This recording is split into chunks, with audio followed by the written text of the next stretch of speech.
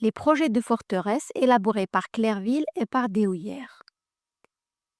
Conformément à la décision du dernier conseil, Clairville établit à l'intention du roi le plan de la future forteresse accompagné d'un rapport. Il y développe les arguments en faveur de son projet, en définit le coût approximatif et les délais de fabrication, et il critique sévèrement la proposition concurrente élaborée par son adjoint Deshoulières dont il vient d'apprendre l'existence. Ce rapport de Clairville qui nous est parvenu témoigne de l'ambition du projet. La forteresse couvrira le sommet plat de la montagne sèche. La ville et la citadelle se porteront un secours mutuel. Le site domine la côte ouest, Lanceau-Galère, et ajoute l'ingénieur, le grand port, la grande rade, où il ne saurait entrer aucun bâtiment ennemi qu'il ne puisse découvrir par son élévation et qu'il ne puisse s'enfoncer par ses batteries. La seconde raison qui justifie le choix de Clairville est le peu de temps avec lequel on peut mettre en bonne défense celui des 4 côtés de cette assiette par lequel seule elle est accessible. Le sommet du monticule étant parfaitement plat, les travaux de fondation seront relativement peu importants. Clairville assure que, moyennant la grâce de Dieu et son entière protection, 4 mois suffiront pour réaliser l'ensemble du projet. Mais prudent, il précise que ce délai ne sera décompté que du jour où l'on aura la meilleure part des ouvriers et des matériaux nécessaires à cette construction.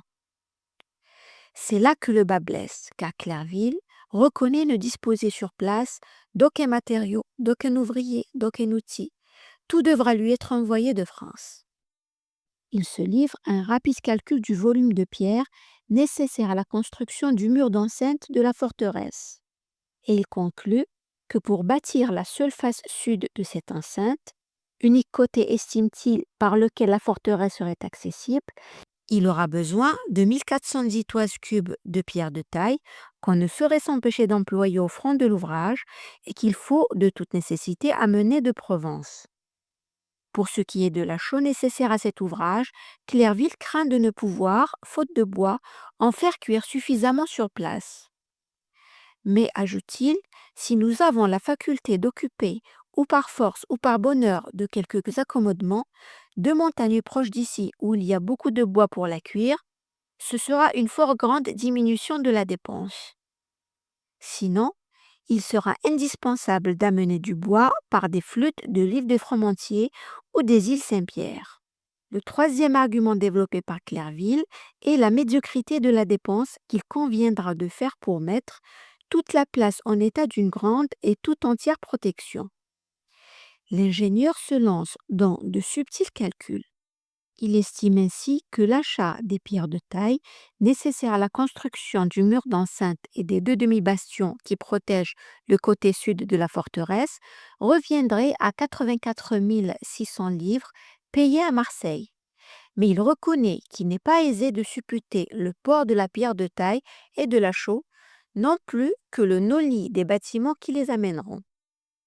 Il n'indique ni le coût de la main-d'œuvre, ni ceux de l'aménagement des 2 ports et de la réhabilitation des fortifications de la ville, ni même celui des constructions des bâtiments à l'intérieur de la forteresse, parce que, dit-il, il n'est ici parlé que des choses plus pressantes et plus importantes à la sécurité présente.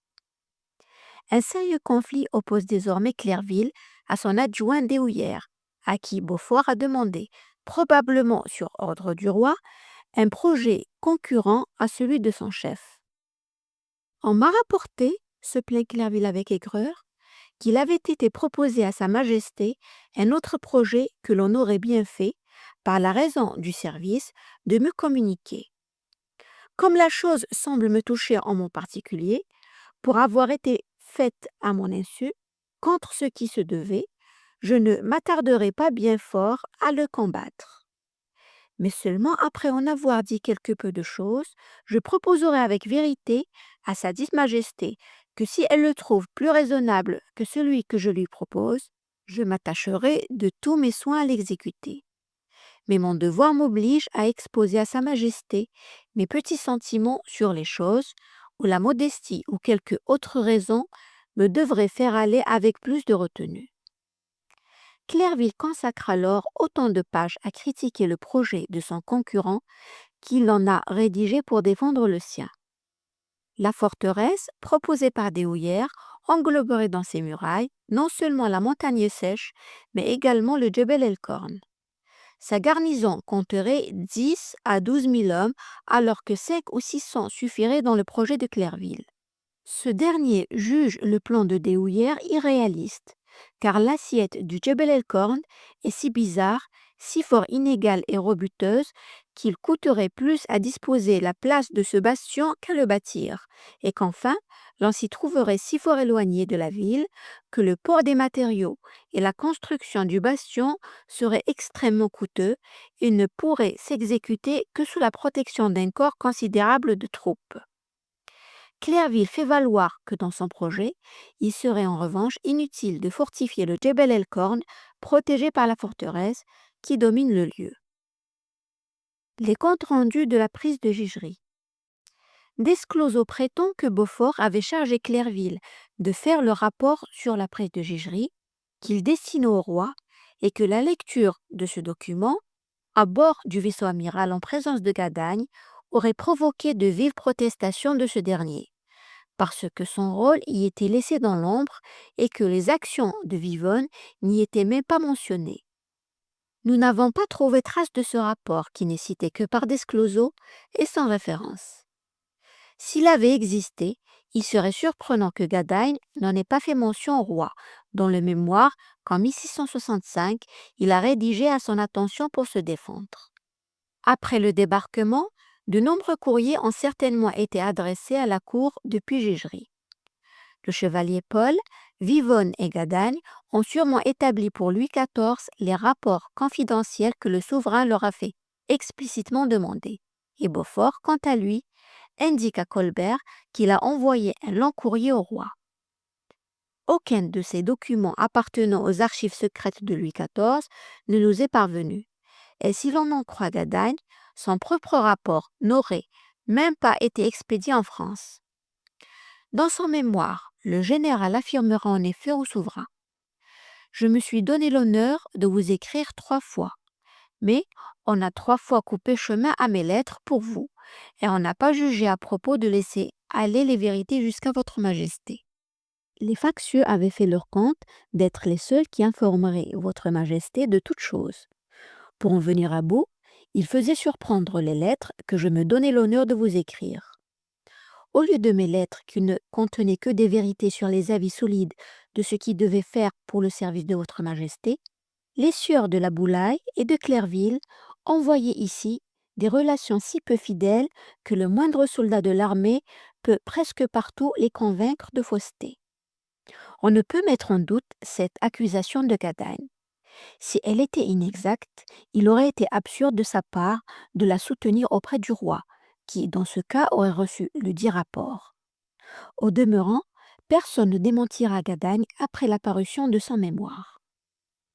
Les seuls comptes rendus officiels de l'époque, auxquels on puisse aujourd'hui se référer, sont 3 lettres de Beaufort à Colbert, les 2 premières datées du 30 juillet, la 3e du 3 août. Les courriers du 30 juillet sont assez déconcertants. Dans un style peu académique, Beaufort fait un rapport décousu où, après un récit fragmenté des opérations, s'entremêlent des arguments souvent contradictoires et des allégations mensongères sur la bonne entente qui régnerait dans le camp. Les affirmations répétées et préemptoires du duc sur la qualité du site de Gigerie et ses propos rassurants sur l'excellence des fortifications provisoires du retranchement sont entrecoupés par une reconnaissance de la valeur guerrière de l'ennemi et de la qualité de ses armes. Ce rapport révèle la désillusion de Beaufort quant à l'attitude des morts à l'égard des Français. Au milieu des bribes de récits, de justifications et de revendications sans suite logique, le duc laisse percer à plusieurs reprises son incertitude sur ses possibilités de conserver le poste face au nombre sans cesse croissant d'ennemis, et il réclame l'urgence des renforts, des moyens supplémentaires et surtout, oui, surtout des ordres. Pour comprendre le sens des mensonges que Beaufort essaie de faire passer à Colbert, il convient de rendre ses déclarations cohérentes en les classant par thème. Beaufort justifie d'abord sa décision de ne s'être pas emparé de bougies par son seul souci d'obéissance au roi, qui ne lui en avait pas donné l'ordre exprès. Le récit qu'il fait du débarquement et de la prise de Gigery est assez bref et relativement clair. Beaufort l'interrompt à plusieurs reprises pour se féliciter de la qualité du site et du port de Gigery, justifiant ainsi a posteriori le choix qu'il en avait fait.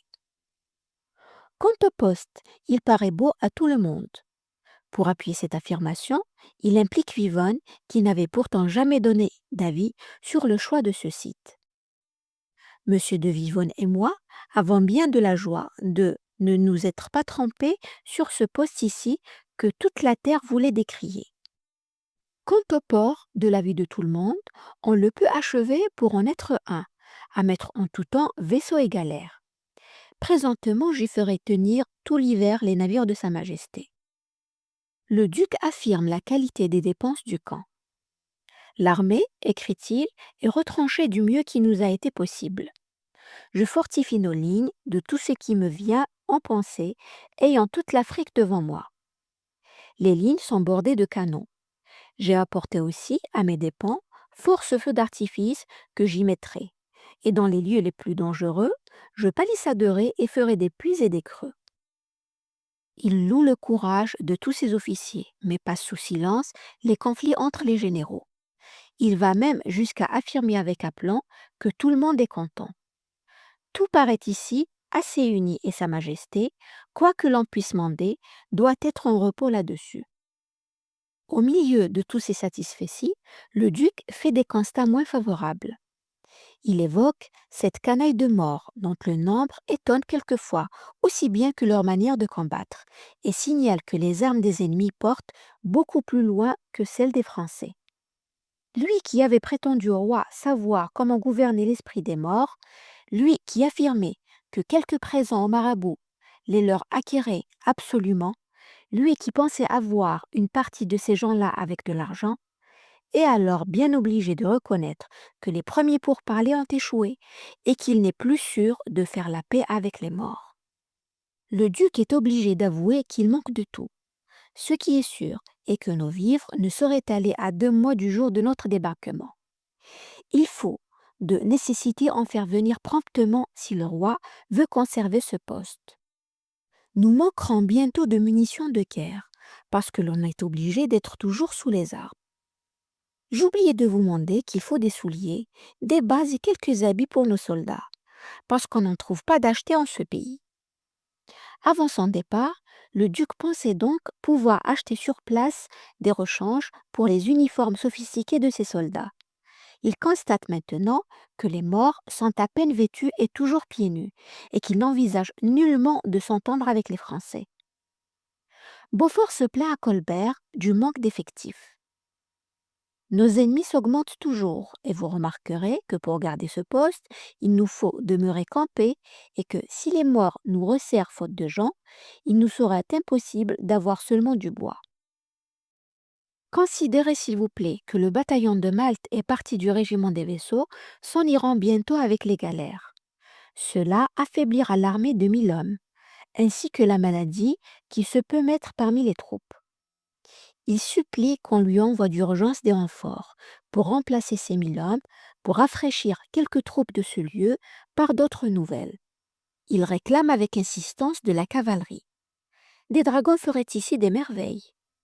De l'argent pour acheter des vivres sur place, des ouvriers pour travailler dans nos forteresses avec promptitude, et des vaisseaux qui aillent et qui viennent continuellement et tiennent la mer et rompent le commerce d'Alger en levant, en empêchant de sortir de leur port.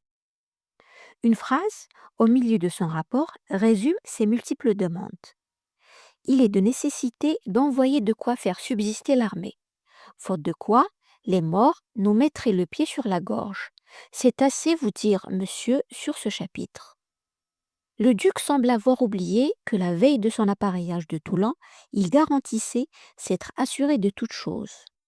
Il informe Colbert qu'il va envoyer des navires à Stora pour avoir toutes sortes de vivres et des bestiaux, d'autres en Sardaigne et à Majorque pour la même chose, et que l'Anna, la Françoise et la Victoire avec le Saint-Augustin s'en retourneront dans 4 ou 5 jours à Toulon, lesquels pourront apporter ce que vous jugerez utile et que messieurs Charuel et de Clerville mandent nécessaire.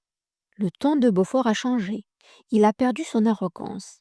Il n'affiche plus, comme à l'accoutumée, d'insolentes certitudes, mais supplie qu'on lui envoie promptement des ordres, et des ordres bien précis, et qu'on lui fasse connaître au plus vite l'intention du roi sur toute chose, qui sera suivie au pied de la lettre. Pour moi, je m'offre, assure-t-il, à faire tout ce que le roi ordonnera et qui lui sera agréable. N'étant pas de ceux qui ont impatience à revoir leur patrie, pourvu que je plaise à mon maître et que je le sers, je suis content partout. Parfois Beaufort, oubliant ses doutes, se laisse à nouveau aller à ses rêves. Il affirme par exemple que la future base de Gigerie un jour sera peut-être l'ouvrage le plus considérable du monde puisqu'il est capable d'avancer les conquêtes que l'on voudrait entreprendre en Afrique. Le 3 août, juste avant que les vaisseaux appareillent pour Toulon, Beaufort rédige une dernière lettre à Colbert pour renouveler ses demandes de renforts et d'approvisionnement en insistant encore plus fortement sur l'urgence à vite les satisfaire. Sur le fond, ce courrier ne donne guère d'informations nouvelles, mais il est révélateur des inquiétudes de Beaufort. Quant à la forme, cette lettre, rédigée par le duc lui-même et écrite de sa propre main, dévoile la faiblesse du niveau culturel, pour ne pas dire intellectuel, du petit-fils d'Henri IV. Nous possédons aujourd'hui l'original de ce document, qui, mieux que de longs discours, nous dévoile la personnalité du duc. En voici la transcription fidèle et on note la traduction. Vous pouvez lire sur cette vidéo la lettre du duc de Beaufort à Colbert que j'ai prise en photo. Espérons que Beaufort aura pris le soin de faire rédiger, ou pour le moins de faire corriger, la lettre qu'il dit avoir adressée directement au roi. L'ensemble de ces courriers démontre l'impréparation matérielle de l'opération. Il témoigne de la désillusion des Français qui croyaient débarquer dans un pays facile à conquérir et facile à pacifier. Le mois précédent, Beaufort partait sûr de la victoire. Une semaine à peine après une difficile conquête d'Imbourg-Kabyle, il n'est plus qu'incertitude. Il n'arrive à prendre qu'une seule décision, celle d'attendre les ordres du roi, qu'il supplie Colbert de lui transmettre sans délai. Devant ce manque de moyens tout à fait surprenant, nombreux sont déjà ceux qui recherchent les coupables. Le duc semble avoir oublié qu'à la fin mai, à son retour d'Alger, il déclarait qu'il ne demandait rien pour ses vaisseaux et qu'il était prêt à repartir. La veille même de l'appareillage de Toulon, n'affirmait-il pas à Colbert: je fais de mon mieux pour satisfaire le chevalier de Clerville et concerte par avance toute chose avec lui. Si nous sommes heureux, ce ne sera pas faute de prévoyance. Et pourtant, il commence déjà à accuser la guette. Le départ de 60 volontaires. Le 2 août, un contingent de quelques 1 000 hommes, détaché des différentes unités et placé sous la conduite du général de la Guillotière, sort des lignes pour aller ramasser du bois. Comme on a la quasi-certitude de rencontrer l'ennemi, de nombreux gentilshommes volontaires, ardents à chercher quelque occasion à se distinguer, se sont joints à cette troupe. Dès la sortie de leur ligne, les Français sont attaqués par plusieurs groupes de fantassins. Très vite, faisant mine de faiblir, les Berbères rompent le combat, s'enfuient et s'éparpillent dans le maquis. Sans attendre l'ordre, plusieurs volontaires se lancent à leur poursuite. Le piège se referme. Les imprudents sont pris sous le feu d'ennemis cachés dans les broussailles. Quelques gentilshommes sont blessés. L'un d'eux, M. de Villiers, est tué. Au retour de la Guillotière, Gadagne rassemble les volontaires pour leur manifester son mécontentement. Il ne tolérera plus désormais le moindre manque à la discipline. Il leur rappelle qu'ils doivent, en toutes circonstances, se soumettre strictement aux ordres des officiers des unités régulières et leur interdit toute initiative individuelle. Il les prévient enfin que, pour éviter toute perte inutile, leur participation aux sorties sera désormais limitée au strict minimum. Les gentilshommes murmurent. L'Inde se permet même de déclarer au général qu'il est venu combattre les morts et non pas le soleil brûlant et les nuits humides et gelées d'Afrique avec toutes les incommodités d'un climat étranger. Déçus, quelques 60 volontaires décident alors de quitter Gigri dès le lendemain à bord de la petite escadre qui doit rentrer en France. Les premiers appareillages pour la France. Le 3 août au matin, 4 vaisseaux, la Françoise, l'Anna, la Victoire et le Saint-Florentin, accompagnés de quelques barques et brigantins, lèvent l'ancre. À bord, 2 messagers de Beaufort, M. Delamont, capitaine au régiment des vaisseaux, et M. Loreille, sont porteurs des courriers pour la cour et pour la guette. Le compte-rendu du roi, c'est 3 lettres à Colbert, un premier mémoire sur l'aménagement du port établi par le chevalier Paul, les 2 projets de forteresse dressés par Clerville et par Deshoulières, la liste des matériaux, outils et ouvriers nécessaires pour cette réalisation et l'état des besoins en vivres, munitions et vêtements que Charuel a rédigé pour la guette. D'autres messagers ignorés de Beaufort sont porteurs des rapports confidentiels que le roi a demandés à Vivonne et au chevalier Paul. La sortie du 6 août. L'ennemi est toujours aussi entreprenant. Gadagne décide de réagir. Il organise une sortie avec un contingent de 1100 hommes pour aller à 1 lieue du camp, reconnaître un ruisseau dont on l'a rassuré que l'eau est bonne et qu'il y approche de là du bois qui se pourrait couper en même temps est amené au camp. De nombreux matelots et forçats ont été débarqués des vaisseaux et des galères pour participer à la corvée. Le général compte aussi sur cette sortie pour évaluer les forces berbères et leur combativité.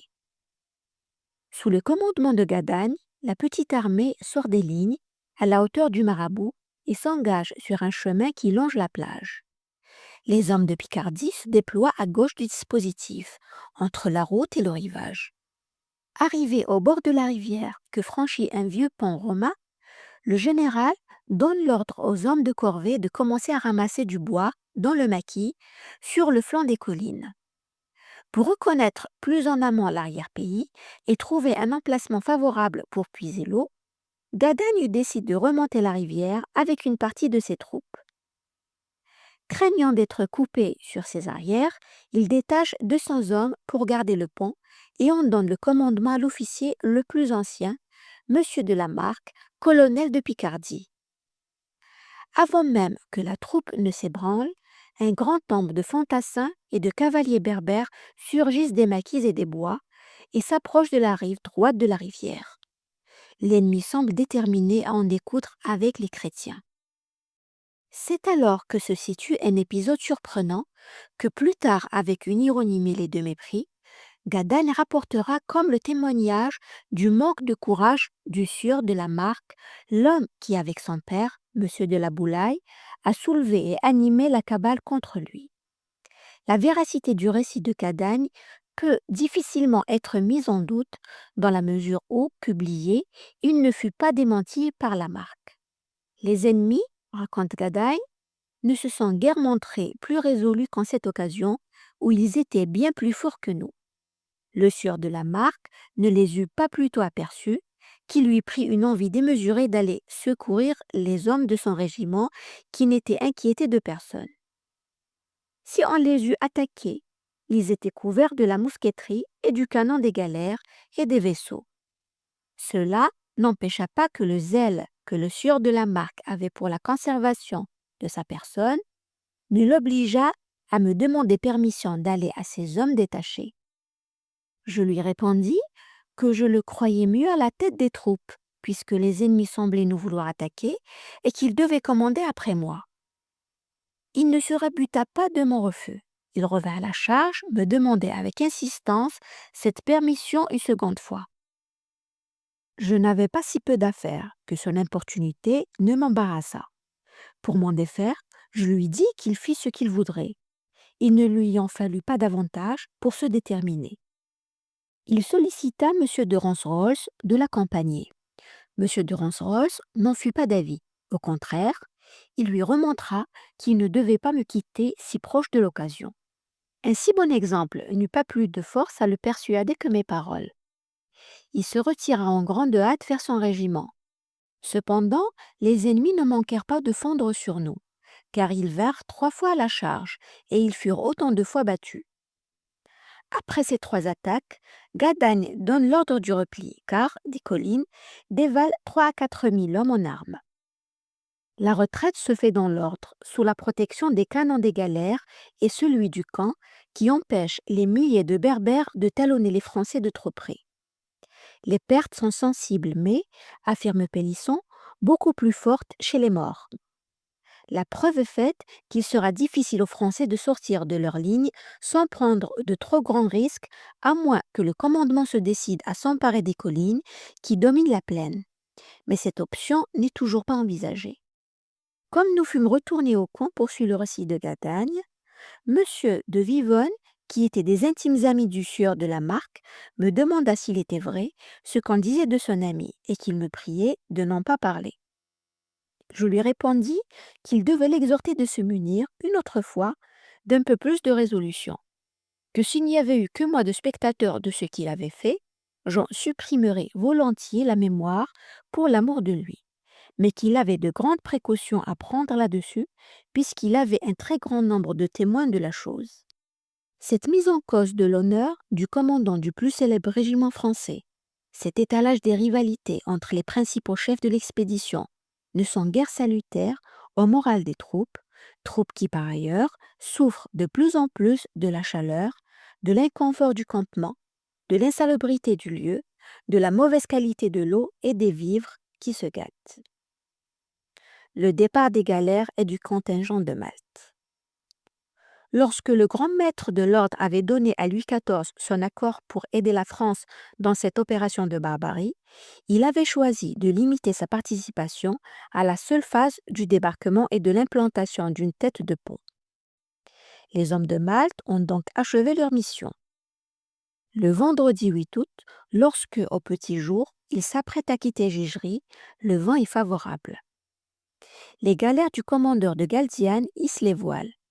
De brefs échanges de saluts avec les navires du roi et bientôt la pointe des mâts où flottent les bannières frappées de la croix de Malte disparaissent sous l'horizon.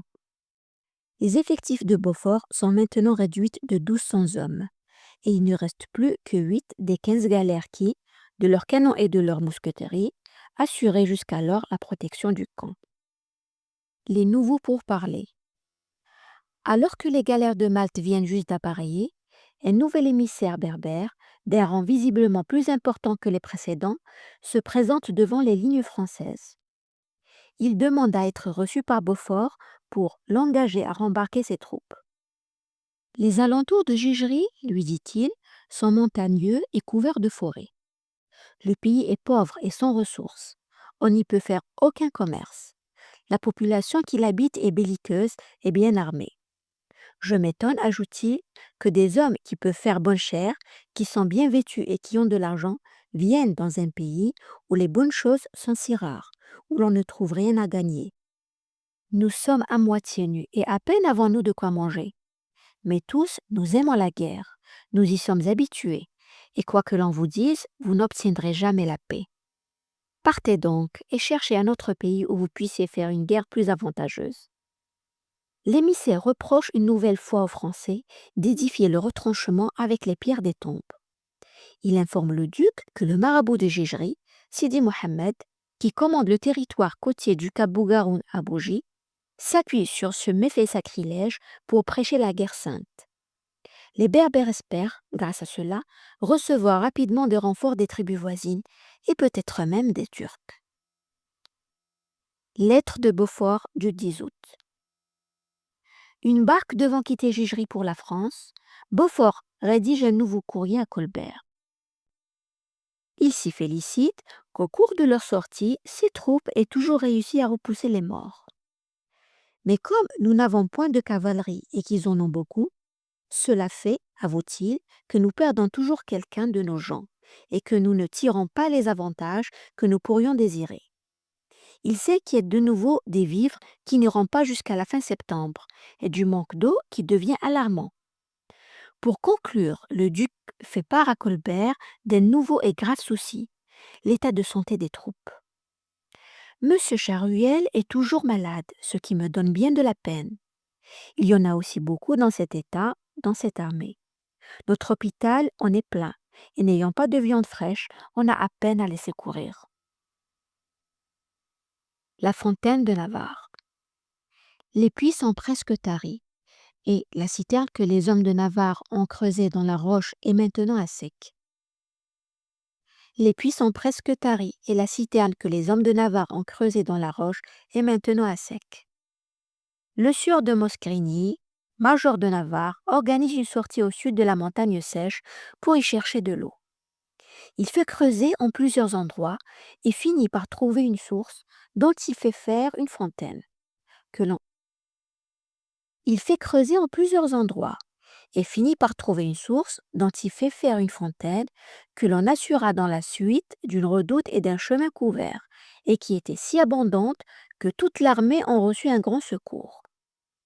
La découverte de cette source va permettre au sieur de Moscrini de passer à la prospérité, car, plus importante qu'un fait d'armes sans lendemain, c'est elle qui va rendre possible la survie de l'armée à Gigery, car en cette saison, on ne peut guère compter sur la pluie.